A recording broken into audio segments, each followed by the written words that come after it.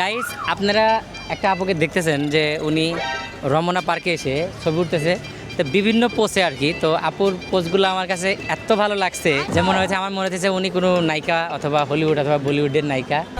ওনার চুলটা দেখে ওরকম মনে হয়। তো আমি কাছে যে একটু কথা বলি, আপু একটু কথা বলি একটু। যাই হোক, আপনি মানে এত সুন্দর সুন্দর পোজ কিভাবে শিখলেন, কোথা থেকে শিখলেন? এটা তো ন্যাচারালি ভাইয়া চলে আসে পোজ। আপনার হাতের আঙ্গুলগুলো কি ন্যাচারাল নাকি আর্টিফিশিয়াল? না, নেলস তো ফেক, বাট আঙুল তো রিয়েল। আঙুল রিয়েল, নেলস তো ফেক।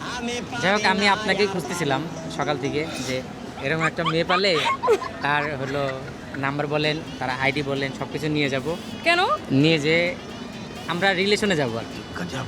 রিলেশনে গিয়ে আমরা এখানে একটা ঘর দিব, বিল্ডিং 6 তলা। একতলা হলো আমার শ্বশুরবাড়ির লোক থাকবে, একতলা আমার বাবার বাড়ির লোক থাকবে, একতলা আমার জ্যাঠার বাড়ির লোক থাকবে। আপনি কি আমার রাজি আছেন? ভাই আপনার সাথে তো আমার হাইটই হয় না, আমি সামনে কিভাবে আগাবো বলেন? আপনার সাথে যদি আমার হাইটে হইতো। বড় একটা জুতার মতো উঁচা, এই মাটি, এই মাটি। বাঁচাও কেউ আমাকে। হবে না, হবে না। আচ্ছা, আমি এই যে গাছের উপর খারাপ, এই যেখানে খারাপ। হ্যাঁ, এই যান। সবসময় কি আপনি গাছ নিয়ে ঘুরতে পারবেন? আপনার জন্য ভাই আমার কেউ বাঁচা। আপনার জন্য আমি টুল নিয়ে ঘুরবো সবসময়। হ্যাঁ এক্স্যাক্টলি, এই যে আসল কথা বের হয়ে গেছে। মানে এতক্ষণ আপনি হইলো করতেছিলেন, আমাকে ঠকাইতেছিলেন। তো আমি তো আপনাকে, আপনি তো প্রথমে আমাকে বলতে পারতেন যে আপনার ইয়ে আছে। আমি তো আপনাকে কোনো ওয়ার্ডই দেইনি, আমি এখন পর্যন্ত কিছু বলছি। তাও এই মেয়েটা যদি আপনি আমার খুব উপকার করছেন, আপনি যদি বলে না দিতেন, এই তো বলতো না।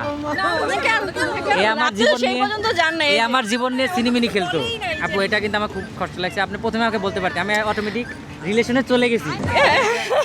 আপনি আপনার ভাবনাতে রিলেশনে চলে গেছেন, আমি কিছু বলছি আপনাকে? এক্স্যাক্টলি। আমি জানি এই মেয়ে মানুষ এমনি যাবে, এই জন্য আমি অত বেশি এত ইজি ক্যাচ করা।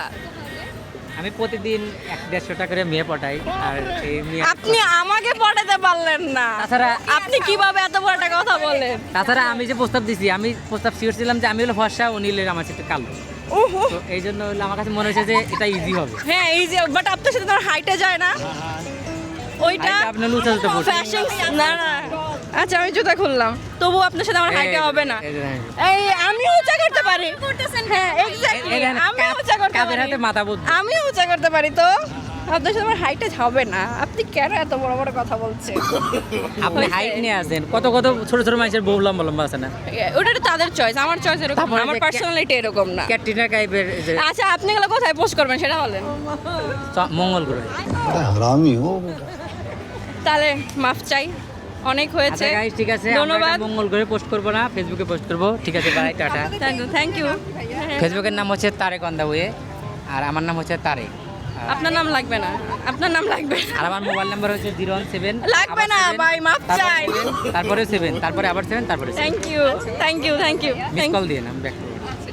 By, tata. স্বপ্নে আছে। তাহলে আপনি তো তাহলে রাজি, তাই না? কে এবার রাজি? ভাইয়া যদি কথা কথা ছেড়ে দেয়, সবাই রাজি। ভাইয়া যদি কথা কথা যদি ব্রেকআপ হয়ে যায়, তখন তো একটা অপশন থাকা উচিত। এই যে চারজনই রাজি আছে, এখন কি করবেন বলেন? কে উনি রাজি, আপনি রাজি? হ্যাঁ হ্যাঁ আমিও রাজি। আমার জন্য রাজি? হ্যাঁ আপনার জন্য রাজি। চারজনে রাখতে না। পারবেন? আমরা চারজনই রাজি। আপনি উনি ফর্সা, উনি ফর্সা না, আপনি ঠিক আছেন, আপনি ভালো আছেন। যাই হোক গাইস, ওনাকে আমি 1433 সালে প্রথম আমার উনি গার্লফ্রেন্ড আর কি। সবাই দোয়া আমি না করবেন। শুধু, আমার 4টা, আমার বাকি আরো 3টা ফ্রেন্ডও হচ্ছে ওনার আচ্ছা, গার্লফ্রেন্ড। উনি বুঝতে পারছে যে একটা ছেলের 4টা করে ভোট দরকার, হ্যাঁ এই জন্য 4টাই আমাকে দিয়ে দিছে। হ্যাঁ হ্যাঁ 4টাই দিয়ে দিচ্ছি।